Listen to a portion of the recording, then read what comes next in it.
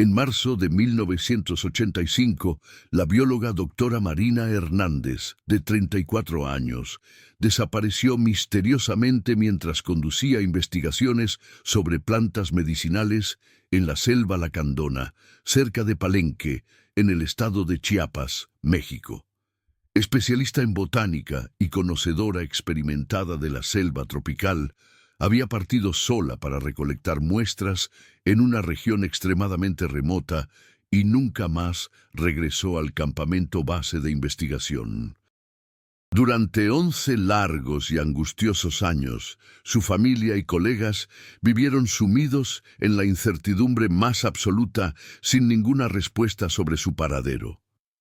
Hasta que en 1996, un piloto de aviación comercial hizo un descubrimiento verdaderamente impactante durante un vuelo rutinario sobre la espesa selva chiapaneca que cambiaría absolutamente todo y revelaría la aterradora verdad sobre lo que realmente le había sucedido a la dedicada científica mexicana.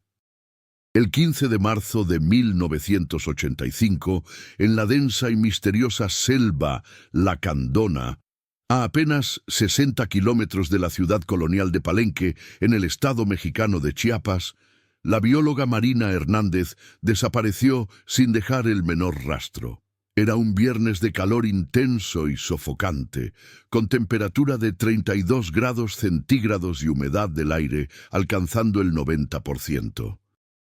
La región, conocida por los habitantes locales como la tierra de los espíritus ancestrales de la selva, guardaba secretos milenarios entre sus árboles centenarios y su vegetación impenetrable. Marina, una mujer determinada de 34 años, especialista en plantas medicinales de la selva tropical mexicana, había dedicado completamente su vida a desentrañar los misterios curativos de esta extraordinaria biodiversidad. Aquella mañana soleada y húmeda, partió sola del campamento científico de la Universidad Nacional Autónoma de México, cargando únicamente su mochila de investigación, cuaderno de anotaciones impermeabilizado y equipamiento básico de supervivencia en la selva. Sus últimas palabras dirigidas a sus colegas investigadores fueron precisas y tranquilizadoras. Voy a recolectar muestras de la región del Arroyo del Quetzal. Regresaré antes del atardecer. No se preocupen. Pero el sol se ocultó completamente aquel día tras las montañas chiapanecas y Marina Hernández nunca más fue vista con vida. Marina Hernández había nacido en el seno de una familia de clase media trabajadora en Villahermosa, capital del estado de Tabasco, siendo hija de José Hernández, funcionario público jubilado de la Secretaría de Salud del Estado, y María Elena Hernández, maestra de educación primaria en una escuela pública. Desde muy pequeña, Marina demostraba una fascinación extraordinaria por la naturaleza exuberante del sureste mexicano. A los 8 años de edad ya coleccionaba hojas, flores y semillas para crear pequeños herbarios caseros organizados con la precisión meticulosa de una verdadera científica en formación. Se graduó en biología por la Universidad Nacional Autónoma de México en 1973, convirtiéndose en la primera de su familia en conquistar un diploma universitario de tal prestigio. Sus padres, personas sencillas, pero extraordinariamente trabajadoras, realizaron enormes sacrificios económicos para costear sus estudios universitarios en la capital del país. José trabajaba en 2 empleos diferentes simultáneamente, mientras que María Elena impartía clases particulares en sus escasas horas libres para complementar el ingreso familiar necesario. Marina se especializó profundamente en botánica y etnobotánica, dedicándose especialmente al estudio exhaustivo de las plantas medicinales utilizadas tradicionalmente por los pueblos indígenas de la región sureste de México. En 1979 obtuvo su maestría con una investigación revolucionaria sobre las propiedades curativas del chicozapote y otras plantas endémicas de Chiapas, trabajo académico que llamó poderosamente la atención de la comunidad científica internacional. Era una mujer de estatura mediana, midiendo 1,65 metros de altura. Poseía cabello castaño oscuro, siempre recogido en una práctica cola de caballo, ojos verdes penetrantes que reflejaban su inteligencia y piel morena bronceada por el sol tropical mexicano. Conocida ampliamente por su determinación inquebrantable y su valentía excepcional, Marina no temía las dificultades inherentes de la vida en la selva tropical. Hablaba con fluidez 3 lenguas indígenas de la región chiapaneca, incluyendo tzeltal, tzotzil y lacandón, siendo profundamente respetada por los curanderos y ancianos sabios locales, quienes la consideraban una verdadera hija adoptiva de la selva sagrada. Soltera por elección personal consciente, Marina dedicaba su vida completamente a la investigación científica. Habitaba sola en un departamento modesto pero acogedor en el centro histórico de San Cristóbal de las Casas, repleto de libros especializados, herbarios meticulosamente organizados y cientos de muestras de plantas cuidadosamente catalogadas. Sus fines de semana invariablemente los pasaba en la selva profunda, donde se sentía infinitamente más en casa que en cualquier ciudad. México en 1985 vivía un momento histórico de transformación política y económica significativa. El país experimentaba los efectos de la crisis económica mientras el presidente Miguel de la Madrid implementaba políticas de austeridad y modernización. La selva lacandona estaba en el centro de las preocupaciones nacionales e internacionales debido a la deforestación acelerada y las presiones internacionales por la preservación de este último reducto de selva tropical en América del Norte. Palenque, con sus aproximadamente 40.000 habitantes en aquella época, era una ciudad en crecimiento moderado pero constante, impulsada principalmente por el turismo arqueológico y la investigación científica.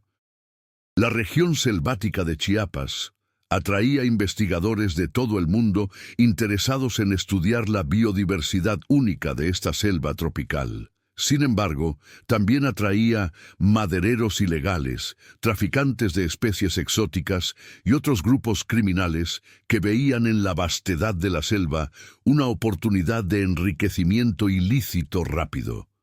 La comunidad científica local era relativamente pequeña, pero extremadamente unida y solidaria. El Centro de Investigación de la Universidad Nacional Autónoma de México en Chiapas se había convertido en una referencia continental en estudios ambientales y biodiversidad tropical. Los científicos enfrentaban desafíos monumentales constantemente: escasez crónica de recursos financieros, dificultades logísticas extremas de movilización en la selva y principalmente la creciente tensión con grupos económicos que veían sus investigaciones como obstáculos al desarrollo económico regional. Marina era respetada no solamente por su competencia científica indiscutible, sino también por su capacidad extraordinaria de establecer puentes de comunicación entre el conocimiento académico occidental y la sabiduría ancestral milenaria de los pueblos originarios de la selva. Frecuentemente servía como mediadora en conflictos territoriales entre comunidades indígenas lacandones y empresas interesadas en explotar ilegalmente tierras ancestrales protegidas. En la madrugada del 15 de marzo de 1985, Marina despertó puntualmente a las 5:30 de la mañana, como era su costumbre invariable. El día prometía ser extremadamente caluroso y húmedo, característico de la temporada de lluvias en la selva chiapaneca. Preparó meticulosamente su desayuno habitual, consistente en café negro de Chiapas, quesadillas con queso oaxaqueño y plátano macho frito con miel de abeja. A las 6:45 de la mañana realizó su llamada telefónica semanal a su madre en Villahermosa, como hacía religiosamente todos los viernes sin excepción. La conversación fue breve pero cariñosa y reconfortante. «Buenos días, mamá. ¿Cómo se encuentra usted esta mañana?» «Bien, mi niña querida. ¿Vas a internarte en la selva hoy?» «Sí, mamá.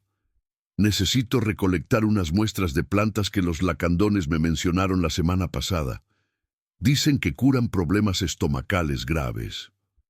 «Ten mucho cuidado, Marina. Esa selva es extremadamente peligrosa, ya lo sabes». «Siempre tengo cuidado, madre querida. Usted sabe perfectamente que conozco la selva como nadie más en este estado». A las 7:15 de la mañana, Marina llegó puntualmente al campamento científico de la universidad, estratégicamente ubicado en las márgenes del río Usumacinta. El lugar servía como base operativa para diversas investigaciones multidisciplinarias y albergaba aproximadamente 15 personas entre profesores titulares, estudiantes de posgrado y personal de apoyo logístico. Se encontró inmediatamente con su asistente de investigación, Roberto Mendoza, un joven biólogo prometedor de 26 años que la había acompañado fielmente durante 2 años completos. Roberto notó inmediatamente que Marina parecía particularmente entusiasmada y animada aquella mañana específica. «Profesora Hernández, la veo muy emocionada el día de hoy. ¿Sucedió algo especial?» «Roberto, ayer por la tarde conversé extensamente con el anciano curandero de la comunidad lacandona del Quetzal. Me habló detalladamente de una planta extraordinaria que nunca he visto en todos mis años de investigación. Dicen que crece únicamente en un claro muy específico, cerca del arroyo sagrado. Si la información es verídica, podría representar un descubrimiento científico de importancia internacional». Roberto inmediatamente se ofreció a acompañarla en la expedición, pero Marina rechazó gentil pero firmemente su ofrecimiento. «No, Roberto, necesito que termines urgentemente la catalogación exhaustiva de las muestras que recolectamos la semana pasada». Además, el curandero fue muy específico. La planta es extremadamente tímida espiritualmente. Aparece solamente para quien va completamente solo y en silencio absoluto, respetando los protocolos sagrados. A las 8 de la mañana en punto, Marina preparó su mochila con cuidado meticuloso y sistemático. Llevaba agua purificada suficiente para 2 días completos, alimentos no perecederos de alto valor nutritivo, kit completo de primeros auxilios, brújula profesional, cuaderno de anotaciones impermeabilizado especialmente, lupas de diferentes aumentos, bolsas herméticas para muestras botánicas, machete afilado, repelente natural, elaborado artesanalmente con plantas locales y una pequeña hamaca de campamento para descansar. Antes de partir hacia la selva profunda, dejó instrucciones extremadamente claras y precisas para Roberto. «Voy a seguir exactamente la ruta tradicional del arroyo del Quetzal. Si no regreso hasta las 6 de la tarde, no se alarmen inmediatamente. A veces, estas plantas sagradas son extraordinariamente difíciles de localizar. Pero si no aparezco hasta mañana al mediodía, entonces sí deben organizar una búsqueda exhaustiva». A las 8:30 de la mañana exactamente, Marina partió caminando por el sendero conocido que conducía serpenteante hacia el arroyo del Quetzal. Varios colegas investigadores la vieron partir, saludando alegremente con la mano y cargando su característica mochila verde olivo. La última persona en verla con vida fue el guía local Joaquín Pérez, un hombre experimentado de 52 años que conocía la selva lacandona como absolutamente nadie más en la región. Él la encontró casualmente a las 9:15 de la mañana, próximo a una bifurcación crítica en el sendero principal. «Doña Marina, ¿va usted completamente sola el día de hoy?» «Sí, don Joaquín. Necesito encontrar urgentemente una planta medicinal muy especial. ¿Conoce usted el claro sagrado que se encuentra después de la curva pronunciada del arroyo del Quetzal?» «Lo conozco perfectamente bien, doña Marina, pero es un lugar extremadamente peculiar y peligroso. Los lacandones antiguos dicen que hay espíritus poderosos y celosos habitando ahí permanentemente». «Ay, don Joaquín, usted sabe perfectamente que yo no creo en esas supersticiones ancestrales. Las plantas son simplemente plantas. No hay absolutamente nada sobrenatural en ellas». Joaquín la observó seguir determinadamente por el sendero derecho en dirección al arroyo sagrado.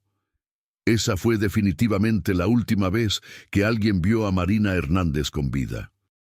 Cuando Marina no regresó al campamento base el viernes por la noche, como había prometido, Roberto Mendoza inicialmente siguió escrupulosamente sus instrucciones específicas y esperó pacientemente hasta el sábado al mediodía. A las 12 del día 16 de marzo exactamente, organizó inmediatamente la primera búsqueda con 5 personas voluntarias del campamento científico. El grupo de rescate siguió metódicamente la ruta conocida del arroyo del Quetzal, encontrando huellas claramente identificables de Marina impresas profundamente en la tierra húmeda hasta aproximadamente 2 kilómetros después de la bifurcación principal. Después de ese punto específico, absolutamente ningún rastro adicional. Era como si literalmente hubiera desaparecido en el aire sin dejar señal alguna. El domingo 17 de marzo, Roberto contactó urgentemente a la Procuraduría General de Justicia del Estado de Chiapas. El fiscal responsable, licenciado Antonio Ramírez, un hombre experimentado de 48 años, con amplia experiencia en casos complejos, organizó inmediatamente una operación de búsqueda masiva y sistemática. 20 elementos de la Policía Estatal, bomberos especializados y voluntarios civiles peinaron exhaustivamente la región durante 3 días consecutivos sin descanso. La búsqueda intensiva reveló algunos detalles profundamente perturbadores e inquietantes. En el claro sagrado mencionado específicamente por el curandero Lacandón, los investigadores forenses encontraron evidencias inequívocas de lucha violenta. Ramas quebradas violentamente, vegetación pisoteada con fuerza y una mancha oscura considerable en el suelo que aparentemente era sangre humana coagulada. Más perturbador aún resultó el hallazgo de la brújula profesional de Marina literalmente clavada con fuerza extraordinaria en el tronco de una ceiba centenaria, como si alguien la hubiera lanzado con violencia extrema. El cuaderno de anotaciones científicas de Marina fue localizado a 50 metros exactos del claro sagrado, parcialmente destruido por la humedad constante de la selva. Las últimas anotaciones todavía legibles describían meticulosamente una planta completamente desconocida para la ciencia. Hojas con formato perfectamente acorazonado, tallo notablemente rojizo, emanando un olor dulzón penetrante. Los lacandones la denominan lágrima del jaguar celeste. Posibles propiedades analgésicas y psicoactivas extraordinarias. Durante la investigación criminal inicial, surgieron inmediatamente las primeras teorías explicativas del caso. La Procuraduría Estatal consideró 3 posibilidades principales fundamentadas: accidente fatal con animales salvajes depredadores, crimen violento perpetrado por invasores ilegales de la reserva ecológica o secuestro premeditado para fines desconocidos, pero presumiblemente criminales. El fiscal Ramírez interrogó exhaustivamente a todos los trabajadores del campamento científico, moradores de las comunidades aledañas e incluso a los ancianos lacandones de la comunidad del Quetzal. Todos proporcionaron testimonios perfectamente consistentes sobre el carácter intachable de Marina y su competencia excepcional navegando la selva tropical. El anciano curandero de la comunidad, un hombre venerable de 80 años llamado Chan Kin, ofreció un testimonio que intrigó profundamente a los investigadores criminales. Doña Marina era mujer demasiado valiente y temeraria. La selva sagrada no aprecia a personas que no sienten el respeto y temor apropiados. Ella entró donde absolutamente no debía entrar jamás. Los lugares sagrados ancestrales no son para que la mujer blanca venga a profanar con su ciencia occidental. A pesar de las búsquedas intensivas y sistemáticas que se extendieron durante 2 semanas completas y cubrieron un radio de 15 kilómetros desde el punto de desaparición, ningún vestigio adicional significativo fue encontrado. La selva lacandona había engullido completamente a Marina Hernández, sin dejar pistas conclusivas sobre su paradero. En las semanas inmediatamente posteriores al misterioso desaparecimiento, la investigación criminal se profundizó considerablemente en múltiples direcciones simultáneas. El fiscal Ramírez descubrió evidencia documentada de que Marina había recibido amenazas veladas pero inequívocas de un grupo organizado de madereros ilegales que operaba clandestinamente en la región protegida. Estos criminales veían las investigaciones científicas y denuncias ambientales como obstáculos directos para sus actividades lucrativas y legales. El líder del grupo criminal, conocido únicamente por el sobrenombre de El Serpiente, era un hombre extremadamente violento de 38 años, con historial criminal extenso de agresiones graves y participación directa en el tráfico ilegal de maderas preciosas tropicales. Según información confidencial de la Procuraduría General de la República, había sido visto repetidamente en la región del Arroyo del Quetzal días antes del desaparecimiento inexplicable de Marina. Durante los interrogatorios policiales intensivos, algunos miembros del grupo criminal demostraron nerviosismo excesivo y comportamiento sospechoso. Uno de ellos, Raimundo González, de 29 años, llegó incluso a confesar parcialmente que conocía personalmente a Marina Hernández. Ella siempre estorbaba nuestro trabajo legítimo, diciendo constantemente que no podíamos cortar árboles aquí, no podíamos trabajar allá. Era una mujer extremadamente molesta e intransigente que no entendía las necesidades económicas de la gente trabajadora.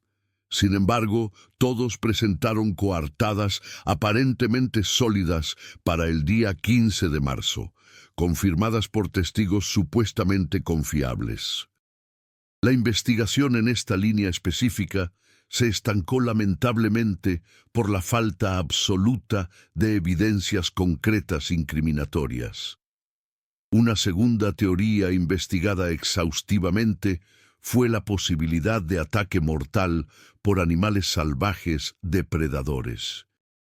La selva lacandona alberga especies potencialmente peligrosas para los humanos: jaguares territoriales, serpientes venenosas como la nauyaca, cocodrilos de pantano e incluso manadas agresivas de pecaríes que pueden ser letales cuando se sienten amenazados o acorralados. El biólogo especialista en fauna tropical mexicana, Dr. Carlos Monteverde, de la UNAM, fue consultado oficialmente por la Procuraduría Estatal. Explicó detalladamente que los ataques fatales a humanos eran estadísticamente raros, pero no imposibles en absoluto. Marina conocía perfectamente bien el comportamiento de los animales de la región selvática. Ella sabía exactamente cómo evitar confrontaciones peligrosas, pero los accidentes impredecibles pueden ocurrir, especialmente si encontró inadvertidamente una hembra con crías pequeñas. El análisis forense de las manchas de sangre encontradas en el claro sagrado resultó completamente inconclusivo. El material biológico estaba excesivamente degradado por la humedad constante para determinar científicamente si era sangre humana o animal. Una tercera línea de investigación criminal exploró minuciosamente la posibilidad de secuestro por grupos criminales internacionales interesados en investigaciones científicas estratégicas. En la década de los 80 existían reportes documentados de científicos siendo secuestrados para proporcionar información valiosa sobre recursos naturales explotables comercialmente.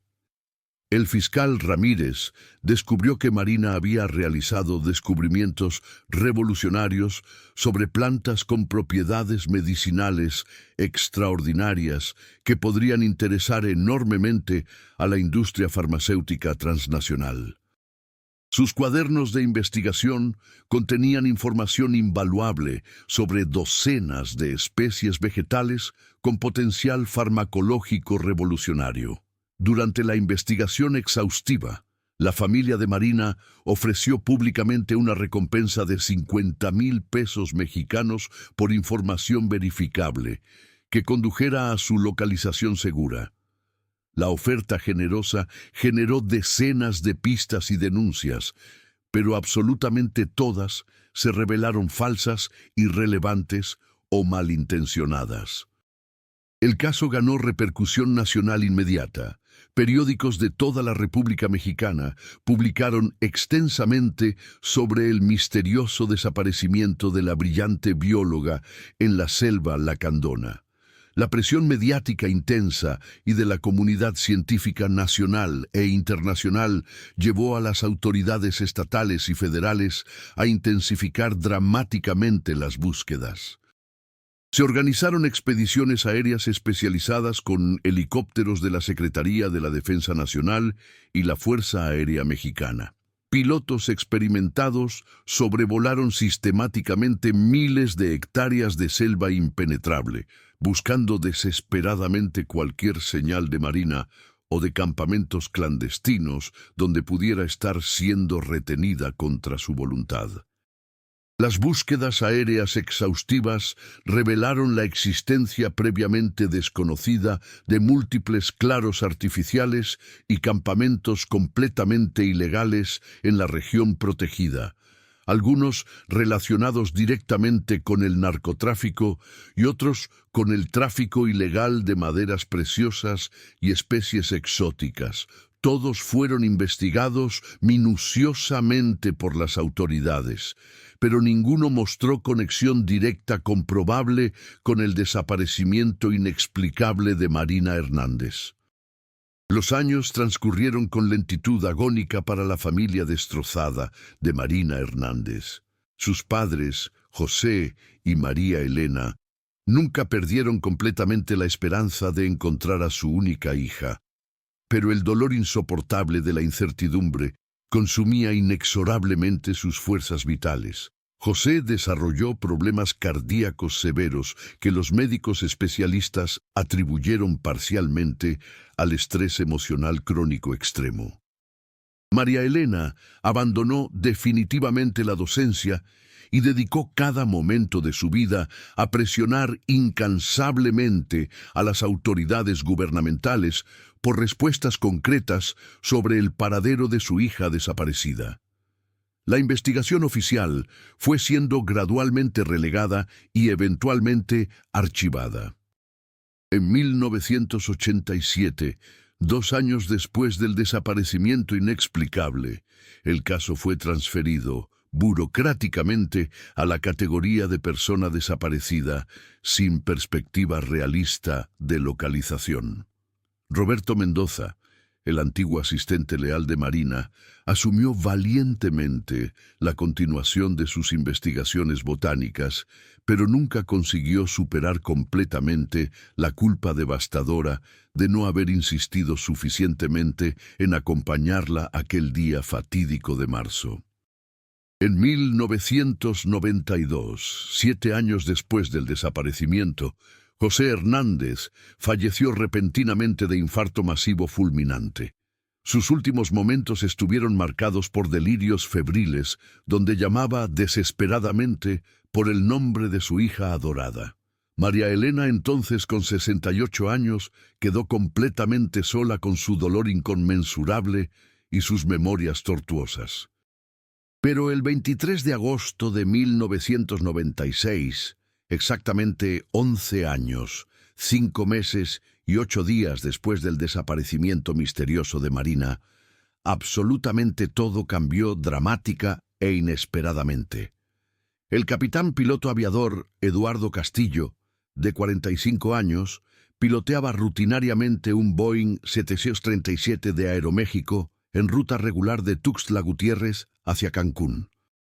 Era un vuelo completamente rutinario, realizado cientos de veces a lo largo de su carrera profesional de 20 años, en la aviación comercial mexicana.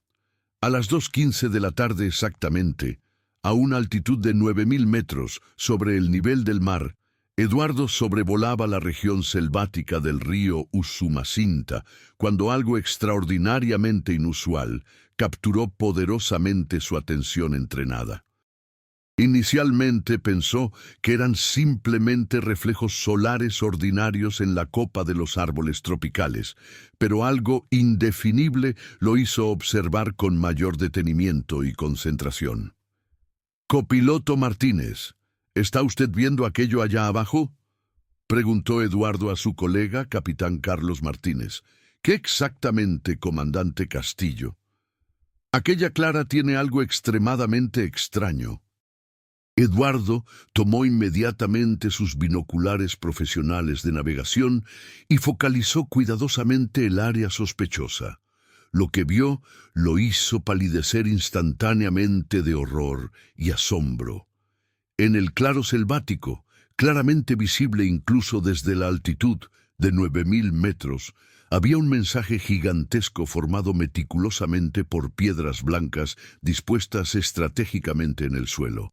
El mensaje decía con letras enormes: «Socorro Marina Hernández secuestrada».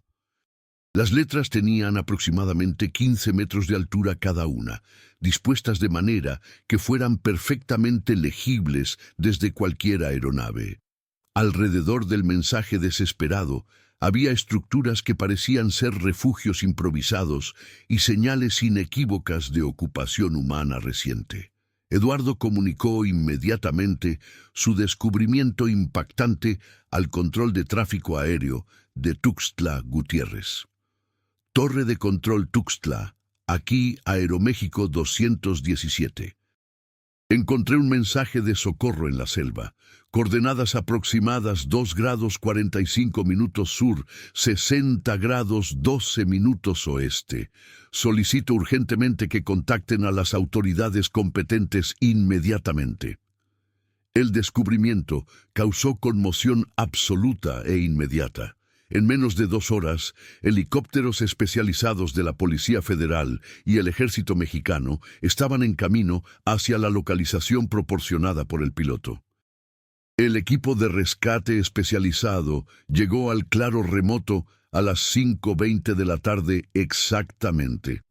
Lo que encontraron fue una escena que impactó profundamente incluso a los elementos más experimentados y curtidos.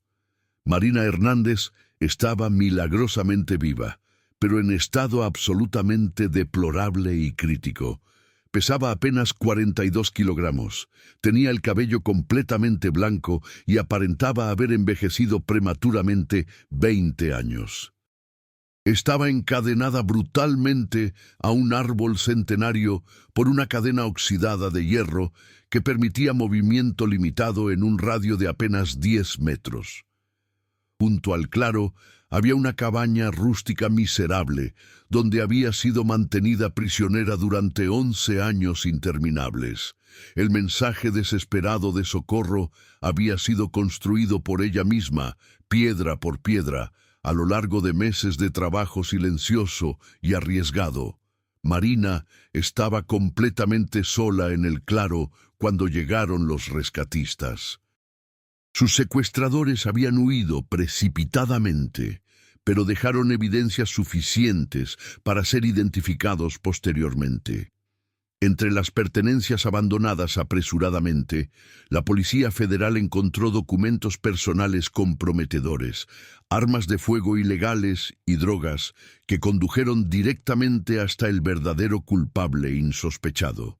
El responsable del secuestro prolongado era alguien que absolutamente nadie había sospechado jamás. Dr. Ricardo Vázquez, un investigador farmacéutico de 42 años que trabajaba secretamente para una empresa farmacéutica multinacional europea. Había conocido a Marina en diversos congresos científicos internacionales y sabía perfectamente del valor incalculable de sus investigaciones revolucionarias sobre plantas medicinales tropicales. Ricardo no era solamente un científico ambicioso sin escrúpulos, sino también un hombre profundamente perturbado psicológicamente. Había desarrollado una obsesión patológica enfermiza por Marina y sus descubrimientos científicos únicos.